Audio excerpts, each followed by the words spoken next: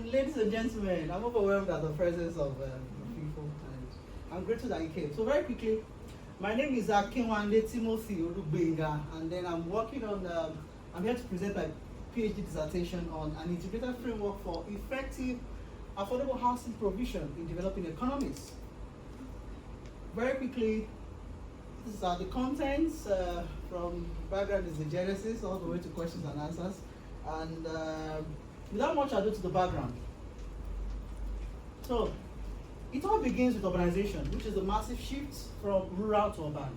You know, the rural dwellers leave the rural areas and want to, you know, they move to, they look for greener pastures in the urban centers. It's quite ironic that you leave the rural areas seeking greener pastures, even in the city centers. So I have a short video for you. Kindly pay attention to the screen. Africa's urban population is growing faster than anywhere else in the world. And according to the UN, by 2030, an additional 300 million Africans will live in cities. We've travelled to Lagos for a special report tonight on how this uncontrolled population growth has made one of the world's largest cities one of the world's largest slums. By 2050, the world's population will almost double to 10 billion. 95% of this growth is happening in places like this, the urban areas of the developing world.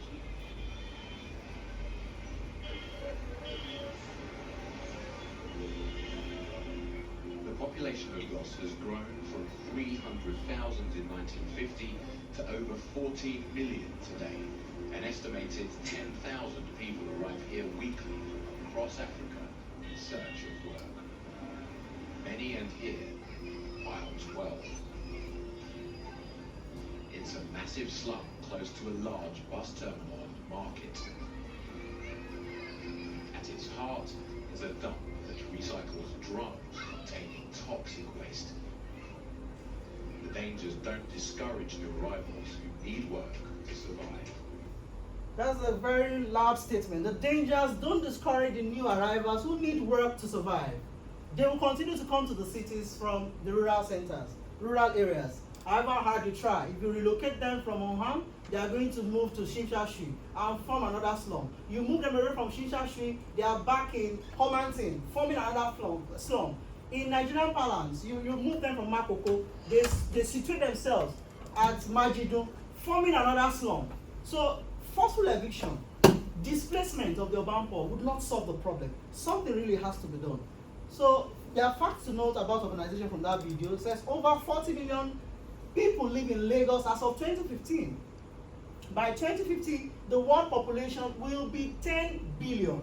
And another 300 million additional Africans will live in slums by 2030.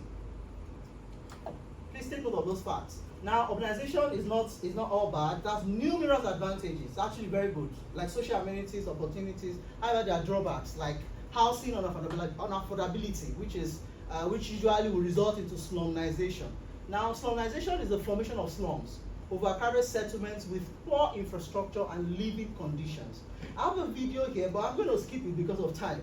And very quickly, to the facts to note about slumization. If you have listened to that or watched that video, you'll find out that 1 billion people live in slums as of 2015, especially in cities like Lagos. That's about 1/3 of the world population. That's scary. And this is expected to double in the next 30 years. These facts are facts from 2015, so we're even closer to the actualization of the fact that there will be double of 1/3 of the world living in, 2/3 of the world will be living in slums. In the future, something really has to be done. So the problem is, it's known, everyone is aware of the fact that there's slumization. Some settlements they are topical in literature. The world is aware, and there have been several housing interventions, affordable housing interventions in India, in Australia, in Hong Kong, in Nigeria, across the world. But despite these interventions, affordable housing provision for the urban poor continues to be a global challenge, especially in developing economies. This suggests that there is a misalliance, there's a disagreement between what is provided as affordable housing and what the urban poor actually need for as their housing. There's a misalliance, a variance between demand and supply. And this is the statement problem. The aim of this study is to integrate affordable housing solutions from both users' perspective and experts' perspectives along the major components of housing supply value chain, which are land acquisition, housing construction, and housing finance, with a view to exploring pragmatic ways, practical ways to effectively house the urban poor in Nigeria. Accordingly, the objectives of this thesis are to, one, investigate strategies utilized by the urban poor in Nigeria to provide suitable housing for themselves and their families, considering their socioeconomic limitations. Secondly, to examine how these informal housing strategies of the urban poor would impact on affordable land acquisition, affordable housing finance, and affordable housing construction towards effectively housing the urban poor in Nigeria. Thirdly, to ascertain expert solutions to constraints in affordable housing finance, affordable housing construction, affordable land acquisition in Nigeria. Then thirdly, to examine the nexus between the demand-oriented housing solutions deduced from the urban poor strategies and expert housing solutions towards effective affordable housing provision in Nigeria. Then lastly, to consolidate these findings into developing and proposing a pragmatic framework that envelopes both users and expert solutions, both demand and supply solutions for effective affordable housing provision for the urban poor in Nigeria. The scope of this study, Lagos State being the economic hub of Nigeria, and arguably the most urbanized metropolitan city in the geographical delimitation for this study. Lagos State is known to be, it's a popular city of, from the videos was stated that Lagos has the largest number of slums, and that is the scope of this study. So we have a map here showing Nigeria and then the Lagos State.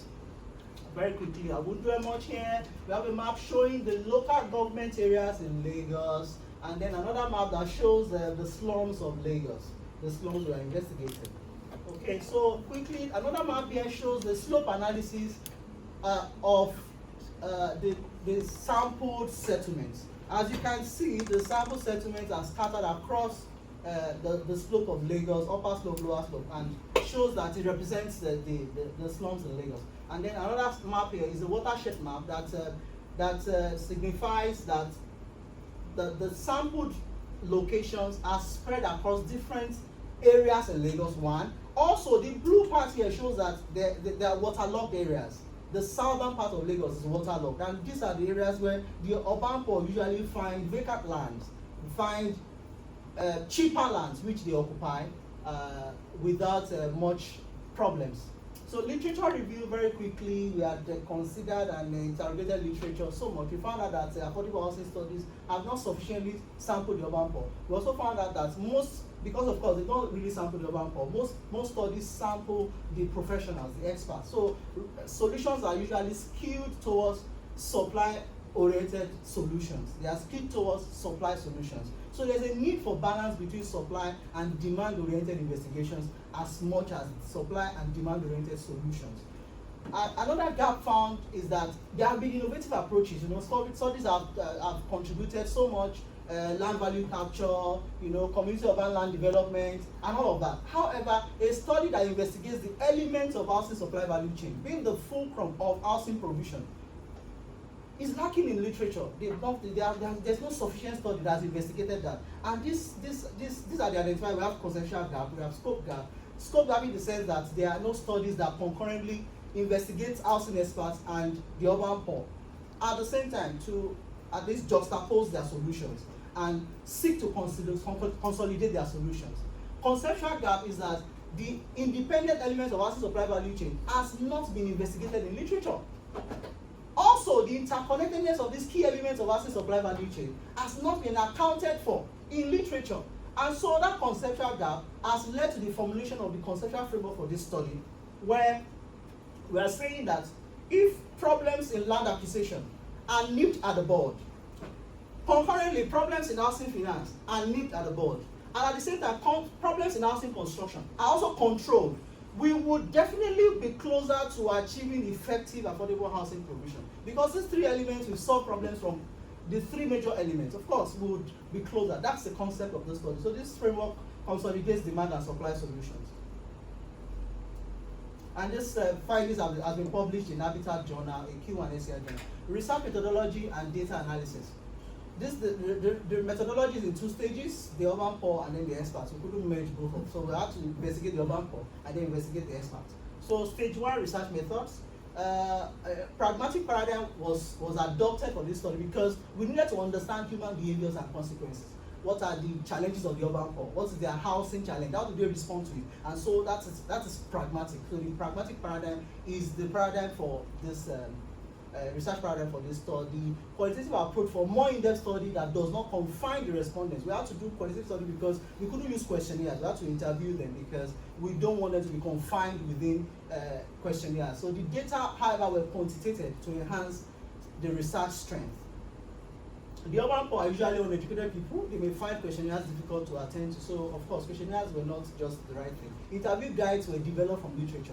So we had guides for interview, approach the interviewees, and then interrogate them. So one question could lead them to say so much. From the so much said, we're able to extract useful data from the respondents. So 40 respondents were used to avoid data saturation. Literature dictates that in somewhat homogeneous groups that are similar in characteristics. For instance, from this finding, there are similar vocations, similar sources of income, similar income level, and all of that. So they were homogeneous groups. We could not continue to gather data because it was just repetition that would then complicate issues at analysis. So 40 respondents is the maximum that literature provides, and this was what we went for, so that we could have representative data. For credibility of this study, we use the EpiCollect app. That EpiCollect app ensures that as you are gathering the data, it takes the survey point, it takes the recording, takes video at the same time. So these things are available for the data, the raw data, the transcripts are all available at request. And this also enhances the dependability of this research. Also, it's called audit trail. We have the audit trail for this research. Quickly, semi-structured interview locations: Makoko, Majidun, Ojota, Alaba, and Abule Osun. These are the most popular. The English term is the slummiest of the slums in Lagos, were the ones investigated in this study. And data analysis tools were Excel software for systematic thematic analysis, MVPO for content analysis, deductive analysis, and descriptive statistics. Without much ado, the formula that was adopted for the systematic thematic analysis, where we're quantitating the data, was this: y equals x over er into 100. Quickly, so this addresses objective 1 of the study, which I earlier had stated before. So from this, from the interviews, we had direct quotes from the urban poor that we were able to draw analytical conclusions from. For instance, now somebody says that the sales in this business are seasonal. Currently, we are in a favorable season. In this favorable season, it makes about 5,000 naira. Within a week, about $7.5 US. So from responses that there were several of them, we were able to draw conclusions on the weekly income level.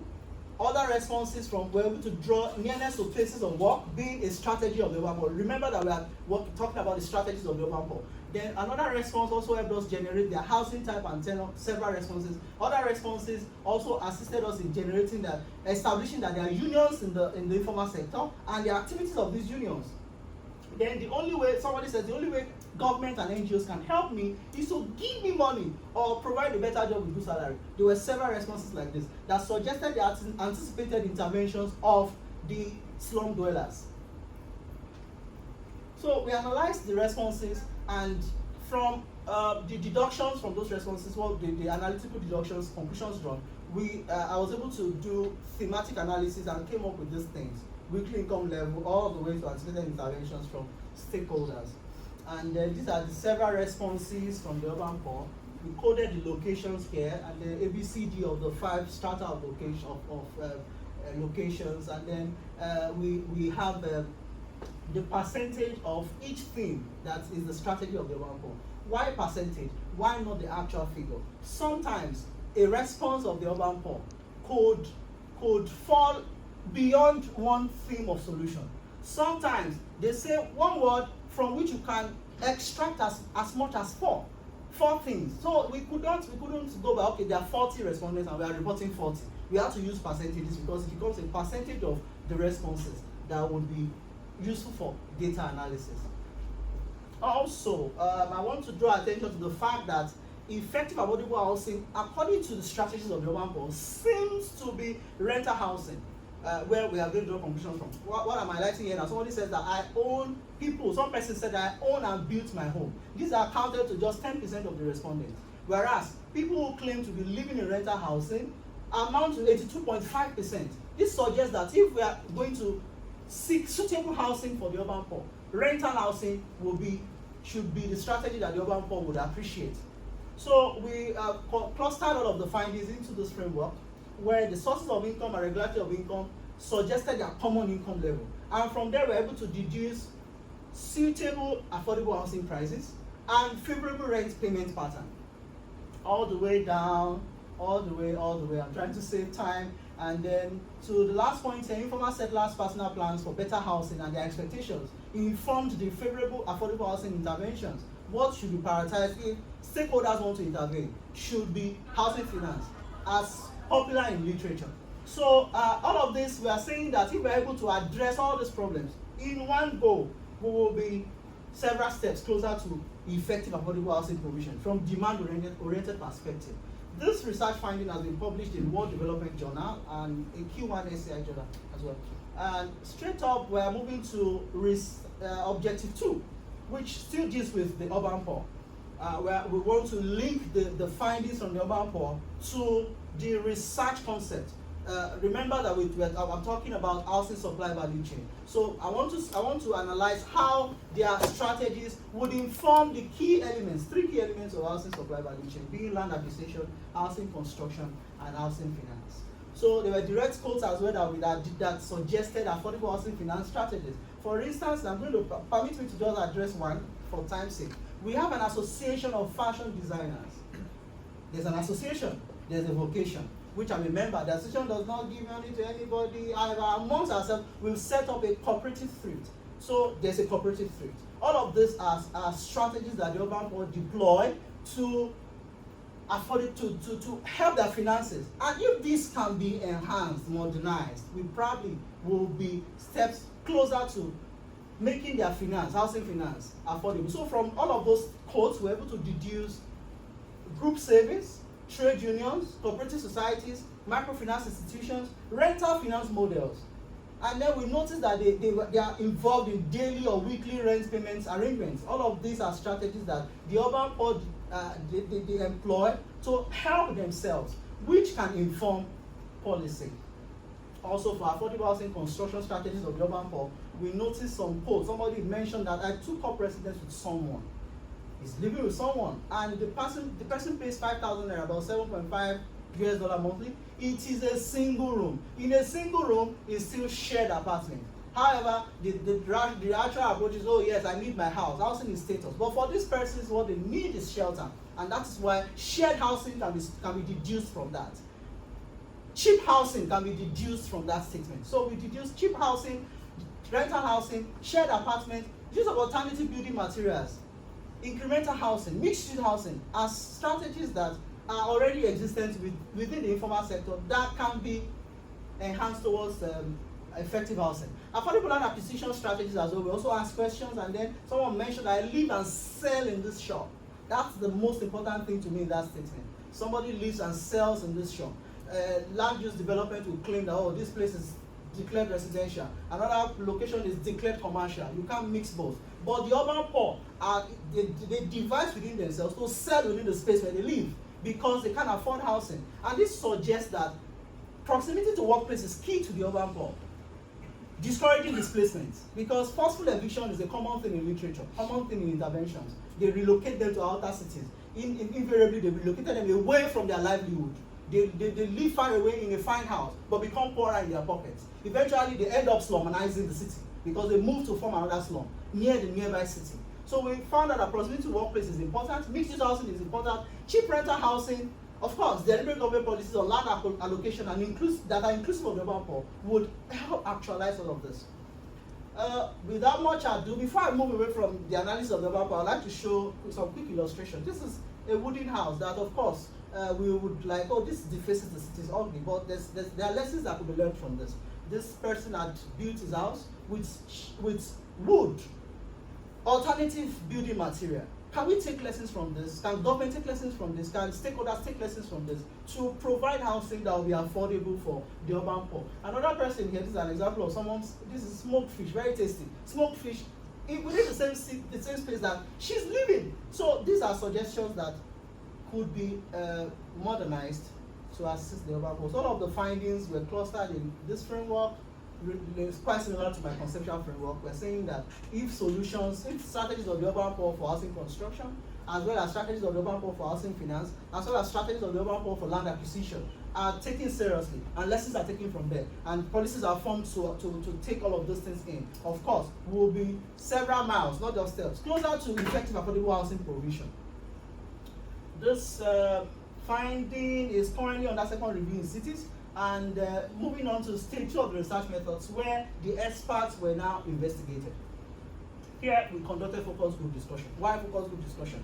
The reason is I'm dealing with 3 elements of housing supply value chain, which I've mentioned on and on. We needed experts from all of these 3 different but interrelated fields to be in the same room so that they can argue, interact, and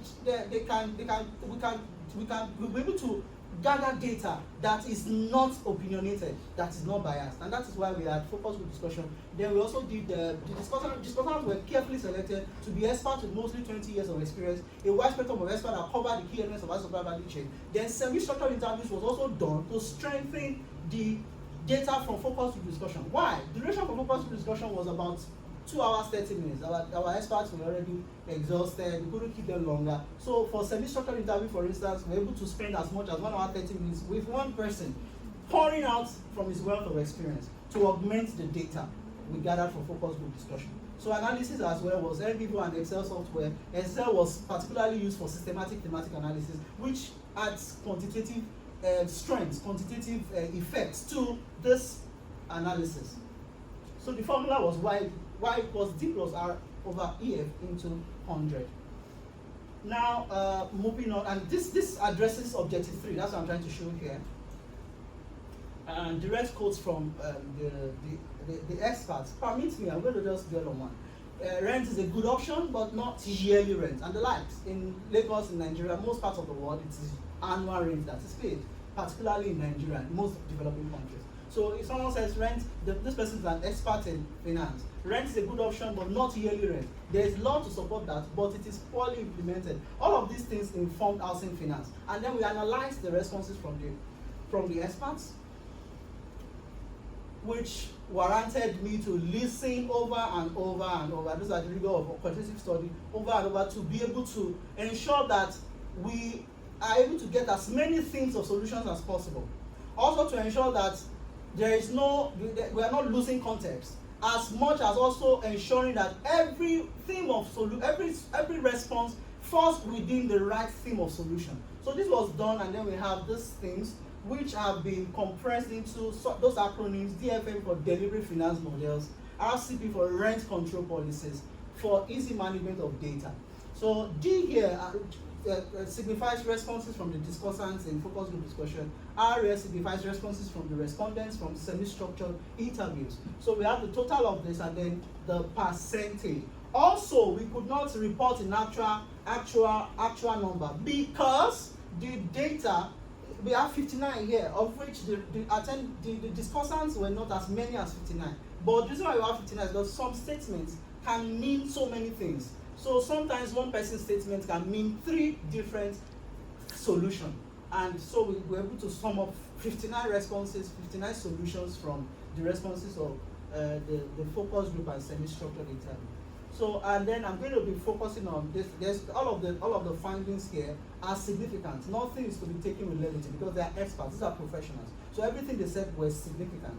Everything they said was significant. However, the most important things are the most critical solutions are the ones from the top. You can see the first one, 25.4% of them agree to deliberate finance models and policies inclusive of urban poor being a major solution to housing finance problems, affordable housing finance problems. So similarly we did for housing construction. Somebody says proper definition of housing needs of each state in Nigeria must be done, which justifies the need for my first aspect of the research, where we went to the urban poor to really observe and interrogate their activities to see their housing need. So from all of these responses, we got housing construction. Someone said rent is more suitable for the urban poor. Yes, building for rent is usually different from building for home ownership.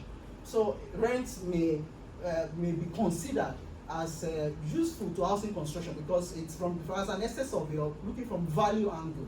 The rental housing differs from home ownership, and then building for rent becomes a solution to housing construction. It could be hostels, it could be mixed use housing. And then the analysis was done similarly, just like that. We found out that deliberate government policies and laws, inclusive of the urban poor, was the most significant housing construction solution by our experts, and all the way down. Then for land acquisition, one of the respondents or discussants said that to solve the problem of land acquisition for the urban poor, the approach must be holistic because it is an ecosystem. Housing is an ecosystem, not a unit.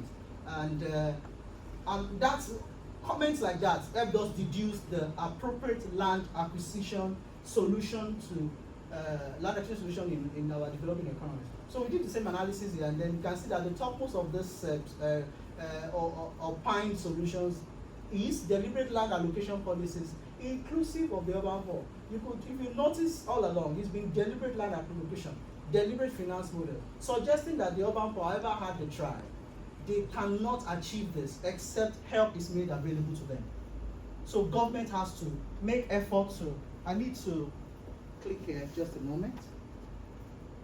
So all of these solutions were, we developed equation model of critical solutions from all of the analysis of the experts' solutions. You can see, you notice that the arrow is thicker at the top, and then it slims out as it goes down, suggesting that the most critical solution is the thickest arrow, DGP, deliberate government policy, with 21.1% solution to housing construction, all the way down. For housing finance, we have the same thing, DFM, deliberate finance model, 25.4, and then all the way down. And for housing, for land acquisition, we have deliberate land allocation. 17.1% of our responses suggested that that's the major solution. So government has a major part to play. 17.1% of that for land acquisition. So we are saying that if all of these solutions are addressed concurrently at the same time, without not face housing construction for the first 3 years, and then you want to come back to land acquisition, and the problem of housing construction has gone back to square one. You have to undo the three because they are multidisciplinary, they are interrelated, interconnected. The approach to housing solution must be multidisciplinary, must be multidimensional because it is an ecosystem. So if we address the three, we'll be steps closer to effective affordable housing provision. And then this particular article has been published in Sustainable Development Journal. I have to move from here. By the way, that's a Q1 journal. Back here, we move to what the idea now is to examine the nexus between the expert solutions and the solutions deduced from the strategies of the urban poor. So this object number 4 is a product of a nexus of objectives 1, 2, and 3. Objective 1 informed objective 2. Objective 2 and 3 now are being compared in objective 4, and that is the nexus. Then we wouldn't stop here. We move to objective 5, which consolidates the entire findings to generate our most anticipated framework. So moving on, the two, we are addressing the two. Housing finance. So we have this is a juxtaposition of supply or expert's perspective and demand and user's perspective. Here we said deliberate finance models is the most critical housing finance solution. And deliberate finance models from the urban poor, we have been able to establish that there are finance models existent. Group savings, trade unions, cooperative societies, they are just there wasting away. They are not organized. They don't have legal framework to support them. If finance models policies will be deliberate, then it means they should consider all of those things and seek ways to institutionalize them, seek ways to repackage them, and provide legal framework that supports them. That is the finding here. So all the way, we also notice that rent control policies are accompanied with proper implementation is an expert opinion. Here, it's already clear. The urban poor can easily afford daily or weekly rent payment plans. Or probably there should be an institution that will take the rent from them on a weekly basis accumulate it, and then at the end of the year remit it to whoever is their housing provider. If you want the urban poor who earns on daily basis to pay annual rent, then of course the housing will never be affordable for him, and those are the recommendations that are from this finding. I will not stay too long here. Moving on.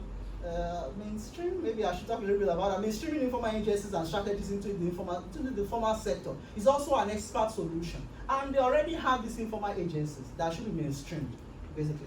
So this and that, and then housing construction. Similarly, deliberate government policies and laws, inclusive of the urban poor, that would support rental housing, shared apartments. Can we have policies that would encourage shared apartment, that would provide shared apartment, seek ways to provide shared apartment, use of alternative building materials to support the urban poor rather than the regular hostility. I will not dwell much here. Land acquisition solution is here one major point I want to draw attention to here. Down there, just one of the solutions suggested: alternative accommodation. In the cities of our developing economies, particularly Lagos, there are a lot of abandoned properties, a lot of vacant housing. In fact, some of those abandoned properties have been occupied by the poor people. They occupy these places, and then we begin to say, oh, adverse possessor, they should be evicted. Well, they should be lessons taken from there. Where those abandoned properties, government can make effort to find out who is abandoning the property. You don't need your property. There are people here who don't have housing. Can we use this to provide housing for the urban poor instead of allocating new lands? There are lands in the cities are expensive. We can't find land anywhere. These houses are abandoned. Use them, alternative accommodation, to support the urban poor. Those are the findings here. So quickly now, and all of these findings were what we used to, that were integrated into these frameworks. This is the framework for housing finance. This framework says that, number one, demand side, you have to investigate the urban poor, interrogate their approaches. After that, they continue to the supply side. We are saying that demand should inform supply. When demand informs supply, then of course government is the big box in the building. We can't do without government. There have to be delivery finance models, modification of the informal strategies, and so that is why we have this arrow. Seems like it's pulling in the approaches of the urban poor. It's taking lessons from the approaches of the urban poor, and beyond that, it is adding color to the pitiable situation of the urban poor, institutionalizing, repackaging, and modifying the approaches of the urban poor towards effective affordable housing finance. That is the finding here. And on the same thing done for housing construction, similarly, same thing for land acquisition.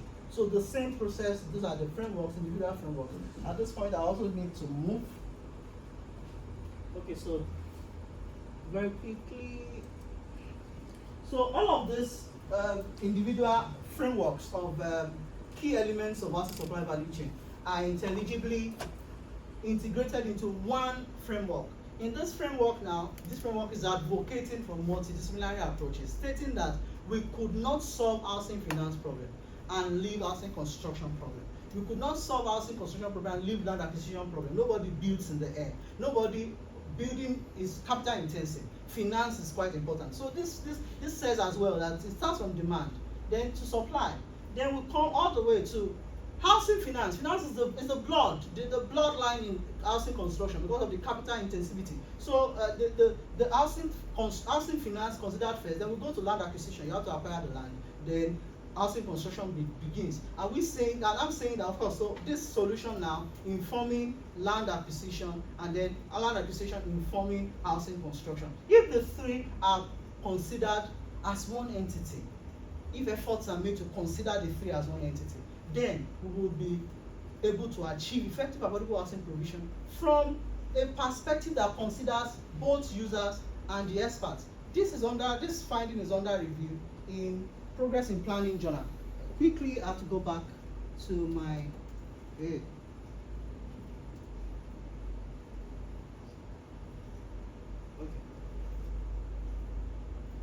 Sorry.